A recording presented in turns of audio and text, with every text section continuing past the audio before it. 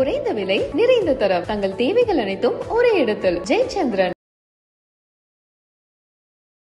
வர்த் இருக்கணும்னு சொல்லுவோம்ல, ஒரு மதிப்பு மரியாதை ஒரு கணம் வெயிட் இருந்தா தான் அதுக்கு பதில் சொல்லிட்டு இருப்பாங்க. நீங்க சொல்றீங்கல்ல ஒர்த்து கணம் இருந்தா பதில் சொல்லுவாங்கன்னு. இந்த ஒர்த்து கணம் இல்லாமையா செங்கோட்டையனை அங்க டெல்லிக்கு அழைக்கணும் பாஜக? நிறைய கேள்வி இருக்கு. நிறைய என்னை போன்றவர்கள் எல்லாரும் அம்மான்னு நினைக்கிறப்ப எங்களுக்குள்ள அந்த வேதனையும் இந்த சந்தேகங்களும், இதுக்கெல்லாம் ஏதாவது ஒரு தெளிவான பதிலை ஒரு மக்கள் ஏற்றுக்கொள்ளக்கூடிய அளவுல ஏதாவது ஒண்ணு எங்களுக்கு சொல்லி இருந்தாங்கன்னா அந்த அம்மாவை பத்தி நாங்க நினைக்கலாம். இப்போ ஆர்பி உதயகுமார் அவர்கள் சொல்றது கட்சிக்காரர்களை உற்சாகப்படுத்த இருக்கலாம். அதிமுக தொண்டர்களை உற்சாகப்படுத்தணும்னா விஜய் நம்ம கூட்டணிக்கு வராருங்கன்னு சொல்லிதான் உற்சாகப்படுத்தணும். இந்த தீபாவளி அஸ்வின்ஸின் இனிப்புகளுடன் உங்கள் விழாவை இன்னும் இனிமையாக்குங்கள். அஸ்வின் ஸ்வீட்ஸ் அண்ட் ஸ்நாக்ஸின் இனிய தீபாவளி நல்வாழ்த்துக்கள். இப்ப தம்பி விஜய் எவ்வளவு தூரம் தன் கட்சிக்காரர்களை காப்பாற்றினார் என்று ஒரு பயங்கரமான ஒரு பிரச்சனை நடந்த பொழுது தெரிய வந்தது. அவருடைய இன்னும் அவர் தயாராகவில்லை அரசியலுக்கு என்பது புரிந்தது. டிவி தினகரனும் சசிகலாவும் யாரு? மன்னார்குடி மாஃபியான்னு ஊர் முழுக்க சொல்லுவாங்க.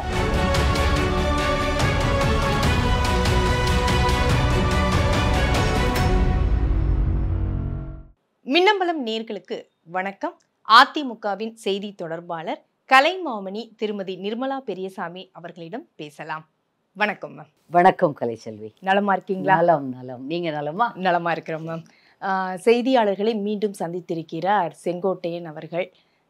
அல்ல, அது ஒரு சிரிப்போட நீங்க ஆரம்பிக்கிறீங்க. ஆனா அவர் சொன்ன ஒரு விஷயத்துல குறிப்பிடத்தக்கது ஒரு விவாதத்துக்கு உரியதாக இருக்குதோன்னு நான் நினைக்கிறேன். என்னன்னா, பிரிந்திருக்கும் அதிமுக ஒன்றிணைக்க சொன்னது பாஜக தான் அப்படின்னு சொல்லியிருக்காரு. அப்போ பாஜக சொல்லி தான் நான் இதெல்லாம் செஞ்சேங்கிறது தான் பொருள். அப்ப பாஜக டபுள் கேம் ஆடுது அதுல. அதாவது இவர் சொன்னதில் எவ்வளவு தூரம் உண்மை இருக்கிறது என்பதை பாஜகவில் பெரிய பொறுப்பில் உள்ளவர்கள் யாராவது வந்தா தான் சொல்லணும். பாஜகன்னு சொல்லியிருக்காரே, பொதுப்படையா சொல்லியிருக்காரே ஒழிய இன்னார் சொன்னாங்கன்னு அவர் சொல்லலை. அப்ப யார் சொன்னது, யாரெல்லாம் சேர்ந்து சொன்னது, அதையெல்லாம் அவர் பொதுவெளியில சொன்னாதான் சொல்ல முடியும். அவரை பொறுத்த வரைக்கும் இந்த மாதிரி இப்போ கொஞ்ச நாளாவே பாவம் ப்ரெஸ் மீட் வைப்பாரு, எல்லார்த்தையும் கூப்பிட்டுட்டு காலம் பதில் சொல்லும் அப்படின்ட்டு போவார். இதற்கு எதுக்கையா எங்களுக்கு ப்ரெஸ் மீட் வைக்கிறீங்க, இதுக்கு எதுக்கு கேமரா முன்னாடி நின்றுட்டு பேசுகிறீங்கன்னு யாரும் அவரை கேட்க முடியாத ஒரு பாட்டு போயிட்டே இருப்பார். இந்த முறை ஏதோ சிலவற்றை பேசி இருக்கிறார். ஏற்கனவே இடையில நிர்மலா சீதாராமன் அவர்களை சந்தித்து விட்டு வந்தேன் அப்படிங்கிறத அவர் சொன்னார். அதை மறுக்கவே இல்லை பாஜக. ஏன் மறுக்க மாட்டேங்கிறாங்க? அப்போ என்ன அர்த்தம் அது? அப்போ கூட கூட்டணியில இருந்து கொண்டே அப்பவும் செங்கோட்டையன் அவர்கள் ஒரு பிரச்சனையில தான் இருந்தது. அவர் போய் பார்க்குறாரு அப்படிங்கிறது அந்த விஷயம் இங்க இருக்க இபிஎஸ்க்கும் தெரியல, அதிமுகவினர் யாருக்கும் தெரியல, பாஜகவும் அதை மறுக்க மாட்டேங்குது. அப்ப இதை எப்படி எடுத்துக்கிறது? அதாவது ஒரு வர்த் இருக்கணும்னு சொல்லுவோம்ல, ஒரு மதிப்பு மரியாதை ஒரு கணம் வெயிட் இருந்தா தான் அதுக்கு பதில் சொல்லிட்டு இருப்பாங்க. மேல இருக்கவங்களுக்கு வேற வேலை இல்லையா? எவ்வளோ வேலை இருக்கு. எனக்கு தெரிய முதல் முறை ஏதோ காக பேச போயிருக்கிறார் நிர்மலா சீதாராமன் நிதியமைச்சர் அவர்களை. அதற்கு பிறகு இப்போ போயிட்டு அடுத்த நாளே வந்தார் பாருங்க. அந்த சமயத்தில் சந்தித்தேன் என்று சொல்கிறார்.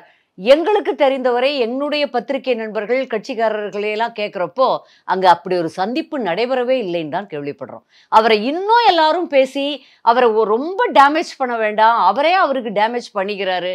நான் என்ன இருந்தாலும் முன்னாள் கட்சிக்காரர் சீனியருங்கிற முறையில் நாங்கள் எல்லோருமே ஒரு மதிப்பை வச்சுக்கிட்டு நம்ம மரியாதையும் கெடுத்துக்க வேண்டாமேன்னு எல்லாரும் அமைதியாக இருக்கிறார்கள். நீங்க சொல்றீங்கல்ல ஒர்த்து கணம் இருந்தா பதில் சொல்லுவாங்கன்னு.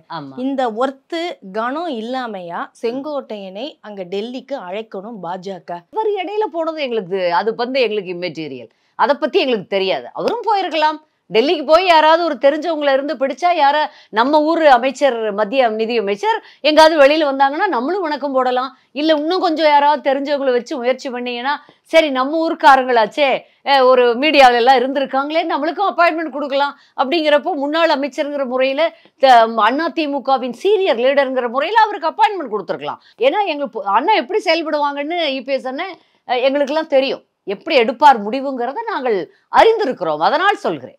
இப்போ இபிஎஸ் அவர்கள் எப்படி முடிவு எடுப்பார்னு தெரியும்னு நீங்க சொல்றீங்க. சிஎம் வேட்பாளர் நான் தான் விஜய் அன்னைக்கு பொதுக்குழு கூட்டத்தில் சொல்லியாச்சு. தாவேக தலைமையில தான் கூட்டணி அமையும்னு அவர் உறுதிப்படுத்துறார்.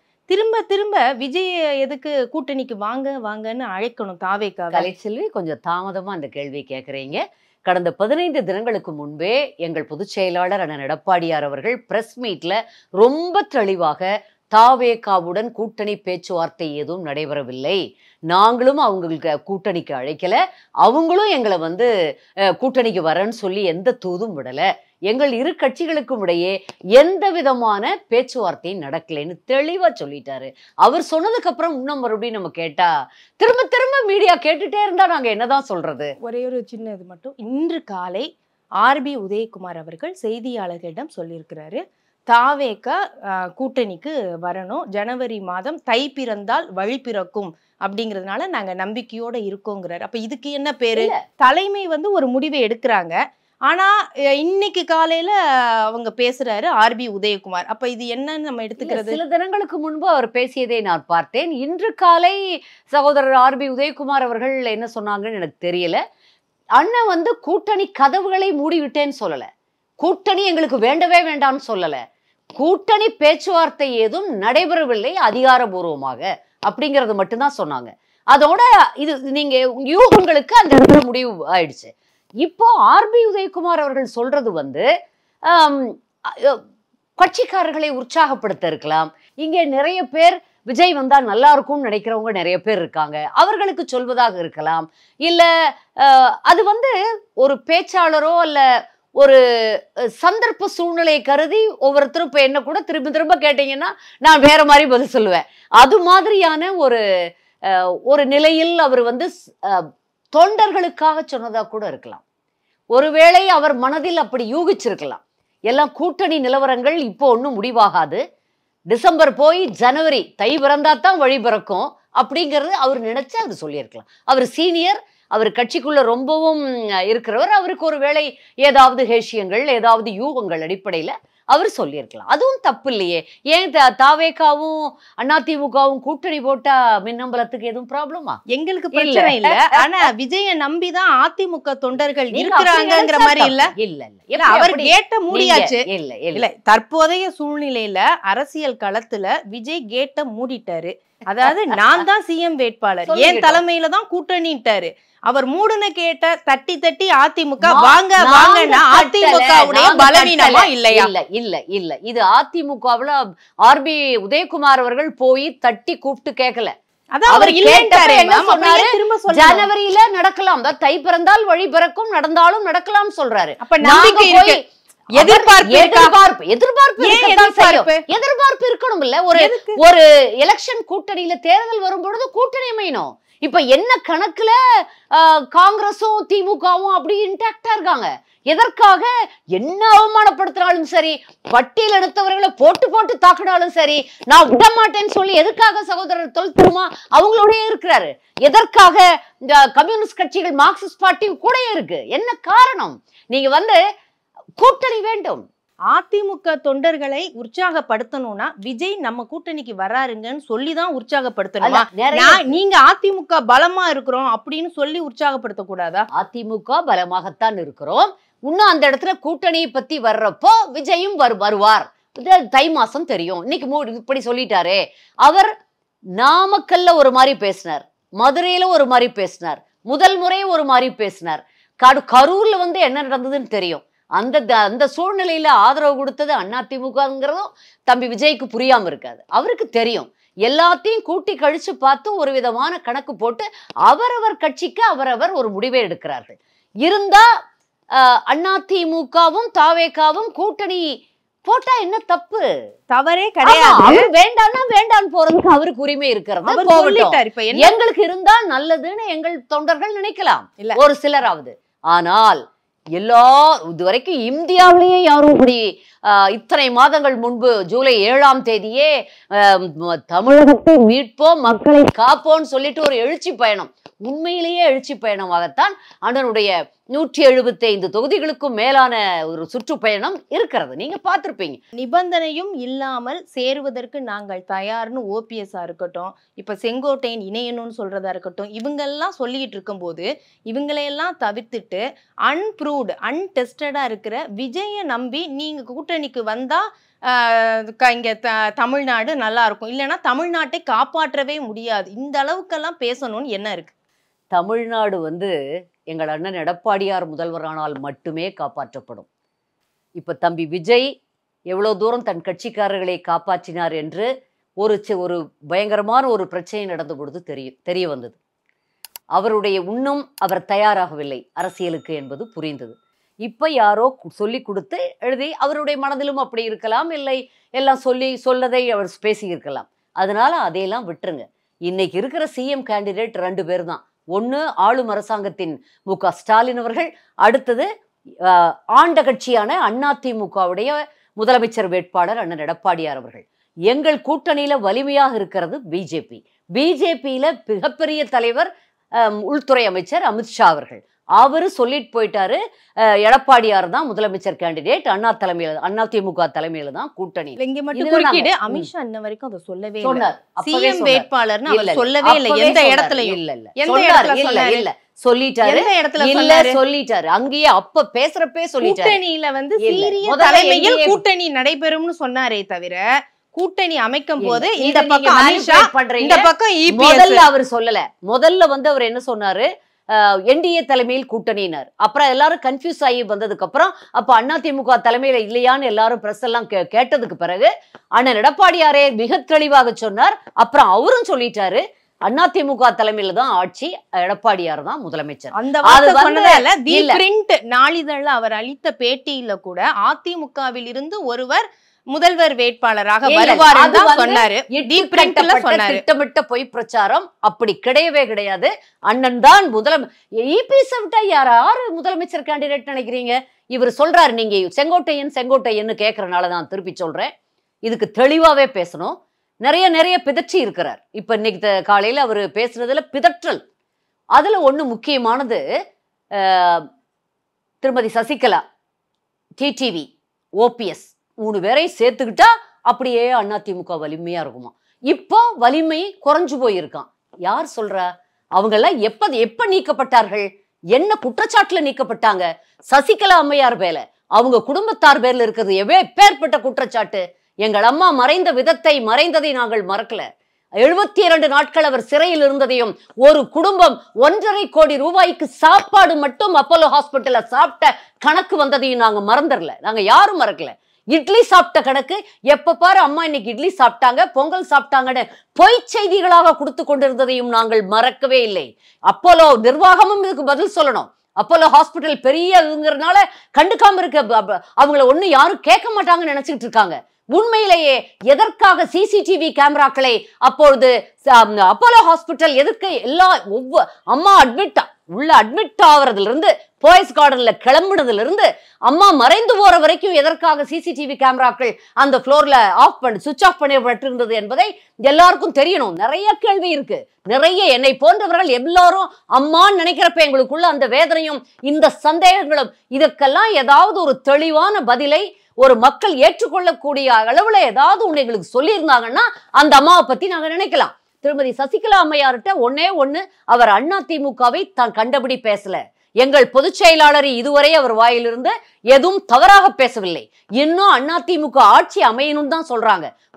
ஒண்ணு தன் தலைமையில அமையணுங்கிற மாதிரி அதிமுக பொதுச் செயலாளர் தாங்கிற மாதிரி ஒரு பிம்பத்தை சொல்றாங்க.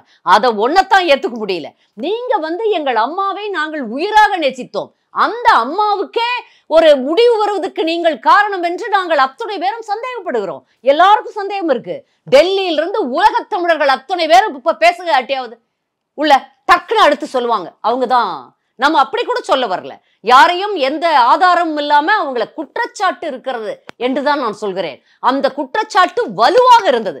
அம்மாவுடைய பாடிக்கு எனக்கு உடல் இருந்த பொழுது நான் பார்த்தேன், ஓடி போய் பெருமாள் எஸ்பி இருப்பாங்க, ரொம்ப அம்மா கூட அணுக்கமாக ஓடி போய் அந்த ஆவின் பால் சென்டர் இருக்குது இதுக்கு ஆப்போசிட்ல, அங்க போய் வாங்கிட்டு வந்து ஒரு பேக்கெட் பால் அதை வெட்டி அதை எடுத்து ஊத்துறாங்க பாலுக்கு. அப்படியே பாக்குறப்ப எப்படி இருந்தது தெரியுமா? முதலையே ஒரு பசும்பாலோ ஏதோ ஒரு வெள்ளி சொம்புல வாங்கி வச்சிருந்து கொடுக்கறது கூட, ஒரு சின்ன டம்ளர்ல வச்சிருந்து கொடுக்கறது கூட இல்லாம அதை பார்த்தேன். அது எவ்வளவு கட்டுக்கதைகள், எவ்வளவு தினமும் செய்தி வந்தது. இது உண்மையா, இது உண்மையா, எது நடந்ததுன்னே தெரியாம நாங்கள் தொண்டர்கள் குழம்பி போயிருக்கிறோம்.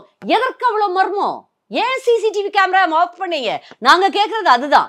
இத இவ்வளவு பெரிய குற்றச்சாட்டை வைத்துக்கொண்டு இவர்கள் அதிமுகவை ஆளணும்னு நினைச்சா நாங்க எப்படி ஏத்துக்கோ? சரி, நீங்க இப்ப இவ்வளவு தூரம் பேசுனதுல இருந்து ஜெயலலிதா அவர்களுடைய மரணத்திற்கு சசிகலா அவர்களும் காரணமோ அப்படிங்கிற ஒரு குற்றச்சாட்டை நீங்க வலுவா வைக்கிறீங்க, வீரியமா வைக்கிறீங்க. அப்படிப்பட்ட சசிகலா அம்மையார் முன்மொழிந்த இபிஎஸ் எவ்வளவு தூரம் நம்பிக்கைக்குரியவரா இருப்பார்? அப்படி இல்ல. இது என்ன கேள்வி இது? நீங்க சசிகலா அவர்கள் மேல குற்றச்சாட்டு சுமத்துறீங்க. அவர்தானே இபிஎஸ் கொண்டு வந்தாரு. அம்மா இருந்தப்பவே எல்லாரும் இந்த அம்மா கண்ட்ரோல்ல தான் இருந்தாங்கன்னு சொல்லுவாங்க. அதெல்லாம் உள்ள உட்கட்சி விவகாரங்கள், அதுக்குள்ள நம்ம போக கூடாது. அது அவர்தானே அவர் மறைவுக்கு பிறகு இபிஎஸ் முதல்வராக்கியது யார்? முதல்வர் ஆக்கியதுன்னு எனக்கு தெரியாது. அவருடைய திறமையில் அந்த அம்மா முன்மொழிந்திருக்கலாம். இபிஎஸ் அவர்களே ஒப்புதல் வாக்குமூலம் அளித்திருக்கிறார். ஆமாங்க, சசிகலா அவர்கள் தான் என்ன முதல்வர் ஆக்குனாரு, ஆமா அப்படிங்கறது ஒப்புதல் வாக்கு மூலமா இபிஎஸ் கொடுத்திருக்கிறார். அப்ப நீங்க இவ்வளவு குற்றச்சாட்டு மரணத்துக்கே காரணம்னு சொல்றீங்க. அப்ப எல்லாரும் தெரிஞ்ச இபிஎஸ் எப்படிங்க நம்புறது? இபிஎஸ் எப்படி நம்ப வம்பா இருக்கு? அவர்தான் எல்லாரையும் அம்மா கூட இருந்து கொண்டு அவர் தோழியாக இருந்து, அதாவது நிழலாக இருந்தார். அம்மா நிஜம், இவங்க நிழலாக இருந்தார்கள். நிழல் நிஜமாக முயற்சித்தது, தான் நிஜம் நினைச்சுக்கிச்சு. ரொம்ப காலமா அந்த நிஜத்தோட இருந்து நிஜம் செய்யக்கூடிய அம்மா. அதாவது ஒரு பிஏ இருக்காங்க, ஒரு செக்ரட்டரிட்ட சொல்லுவோம்ல, அதை செய், அவங்கள கூப்பிடு, இது மாதிரி அதையெல்லாம் இந்த அம்மா செஞ்சுட்டு இருந்தாங்க. அந்த பழக்கத்தில், அந்த சூழ்நிலையில் அம்மா அகால மரணத்தில் என்ன செய்யறதுனே தெரியாம கட்சி தடுமாறிட்டு இருந்தது. அந்த குழப்பத்துல நாங்க என்ன பண்றதுன்னு தெரியாம எல்லாரும் இருந்தப்போ எல்லாரும் போய் ஆக்சுவலா எல்லாம் காலில் கூட விழுந்தவே என்ன இருக்கு அதுல அப்படி எல்லாம் செய்ய வைத்தார்கள் இந்த கட்சி. அம்மாவுக்கு நீங்க உண்மையான விசுவாசி தானே? ஆமா, அப்போலோல இட்லி கணக்கே பெரிய கணக்கா இருக்குன்னு நீங்க பேசுறீங்க. அப்படி இருக்கிறவங்க நீங்க பேசுறதல்ல கலைச்சொல்லி நான் மறுக்கிறேன். நீங்க பேசுவதல்ல, அது பத்திரிகைகளில் வந்த செய்தி, உண்மை செய்தி. 1 கோடிக்கு மேல், 1 கோடி 1.5 கோடி ரூபாய்க்கு அந்த குடும்பம் அந்த 75 நாட்களில் 72 நாட்களில் சாப்பிட்டு இருக்கிறது என்று எல்லாம் அதிசயப்பட்டோம். அவங்க பண்ணது அம்மாவை வைத்துக்கொண்டு, அம்மாவின் அருகில் இருந்த ஒரே காரணத்தால் இந்த கட்சியை இயக்கிட்டு இருந்தாங்க. உண்மை. இன்னைக்கு கட்சி அதே போல அந்த கால, அதாவது அப்ப அவங்கதான் சிஎம் ஆவாங்க, அவங்கதான் அம்மாவுக்கு பதிலா சின்னம்மாவாக இருந்தார். என்ன பண்ணாங்க மட்டும் ரொம்ப என்னன்னு புரியல. அதாவது என்ன பண்றதுன்னு தெரியாம எல்லாரும் தடுமாறுறாங்க. சரி, நம்ம நிகழ்கால அரசியலுக்கு வந்துருவோம். இப்ப அடுத்தடுத்த கட்டம் எப்படி இருக்கும்னு நீங்க நினைக்கிறீங்க? இன்று அதிமுக தொண்டர்கள் உஷாராகி விட்டார்கள். எல்லோருமே கட்சி இதனால் தான் இப்படி போகுது, என்ன பிரச்சனை என்னங்கிறது எல்லாருக்கும் புரிஞ்சிருச்சு. அதனால அவங்க நிச்சயமாக இந்த முறை வேலை செய்வாங்க. முக்குலத்து மக்களும் நிச்சயமாக அதிமுகவுக்கு புரட்சி தலைவர், புரட்சி தலைவி அம்மா, அடுத்த எடப்பாடியாருக்கும் அப்போ நிறைய பேர் போட்டிருக்காங்க ஓட்டு யாருமே போடலையா என்ன? எல்லாரும் போட்டிருக்காங்க. 22 தொகுதி நினைக்கிறேன் கிட்டத்தட்ட. சவுத்துல கொஞ்சமா இருந்தாலும் அது தோல்விதானே. தோல்வியாக இருந்தாலும் அதுதான் சொல்லிட்டேனே. இப்ப திருப்பி நீங்க அதை கேக்குறீங்க. நான் தான் சொல்லிட்டேனே, அவங்க உட்கட்சி துரோகிகள், வெளியில எடுப்போம், நாங்க வேலை பார்ப்போம். few thousands. அத கஷ்டம், அதை சரி பண்றது கஷ்டம் இல்ல. அங்க இருக்கிறவங்க எல்லாம் முக்குளத்தோர் தானே, கள்ளர் மறவர் அகமுடையர் தானே. அவங்க எல்லாம் வேலை செய்ய மாட்டாங்களா? கிளை கழகத்திலிருந்து மாவட்ட கழகம் வரைக்கும் முன்னாள் அமைச்சர்கள் அத்தனை பேர் இருக்கிறாங்களே, அவங்க எல்லாம் யாரு? அவங்க எல்லாம் அதே சமூகத்தை சேர்ந்தவர்கள். அவங்க போய் கேட்டா ஓட்டு போட மாட்டாங்களா? இங்க என்ன இவங்க எல்லாம் என்ன தேவரையாவோட வாரிசுகளா? ஒரு மாஃபியாவை சப்போர்ட் பண்ணி பேசிட்டு இருக்கீங்க. டிடிவி தினகரனும் சசிகலாவும் யாரு? மன்னார்குடி மாஃபியான்னு ஊர் முழுக்க சொல்லுவாங்க. அவர்களை ஆதரவு தர சொல்லி நீங்க பேசிட்டு இருக்கீங்க. எல்லாரும் நீங்க நான் சொல்றது பத்திரிகை துறையை சொல்கிறேன். எல்லாரும் எதுக்கு அப்படி எழுதுறீங்க? சரியல்ல. திமுக விரைவில் வீட்டுக்கு போகிறது. நம்ம 2026 மே மாதத்திற்கு பிறகு சந்திப்போம். அப்ப நான் சொன்னது உண்மைன்னு தெரியும். எங்கள் பொதுச் செயலாளரான எடப்பாடியார் அவர்கள் தான் நிச்சயமாக அடுத்த முதலமைச்சர். மக்கள் மனதில் அந்த ஆன்டி இன்கம்பன்சி ஒரு வெறியை கிளப்பி இருக்கிறது. அது ஆளும் திமுகவுக்கும் அவங்களுக்கு ஆதரவு கொடுக்குறவங்களுக்கும் தெரியுதான்னு எனக்கு தெரியல. கண்டிப்பாக மக்களுடைய தீர்ப்பு எப்படி இருக்க போகிறது என்பதை பொறுத்திருந்து பார்ப்போம். நன்றி உங்களுடைய தகவல். நன்றி கலைச்செல்வி, நன்றி.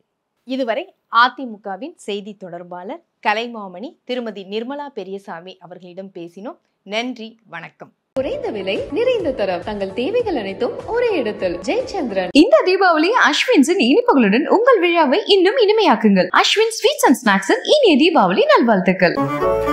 மின்னம்பலம்.com தமிழின் முதல் மொபைல் பத்திரிகை.